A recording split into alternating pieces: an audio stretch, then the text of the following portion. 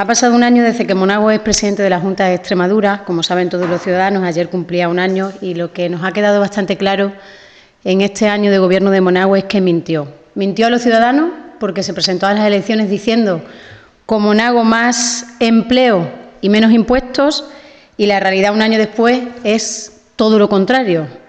Los ciudadanos y las familias extremeñas hoy tienen que hacer mayores esfuerzos que hace un año, y los problemas que tenían entonces hoy, como consecuencia de las políticas del Partido Popular a nivel nacional y a nivel autonómico, los problemas, como digo, de la familia están agravados. Los problemas de la familia y los esfuerzos que tienen que hacer son mayores. Rajoy le ha subido a las familias el gas, la luz, el IBI, el IRPF, y Monago les ha subido la gasolina con el céntimo sanitario que lleva hasta el máximo posible legal, y ha puesto en marcha en nuestra comunidad un impuesto nuevo que ya lo conocen los ciudadanos como la tasa Monago, que incrementará la factura del agua de las familias extremeñas entre un 60 y un 80%. Por lo tanto, mintió con aquello de con Monago menos impuestos, pero también mintió con aquello de que con Monago más empleo, puesto que las cifras hablan por sí solas.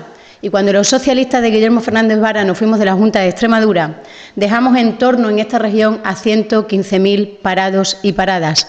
Hoy, después de un año de gobierno de José Antonio Monago y el Partido Popular, en nuestra región hay en torno a 140.000 parados y paradas.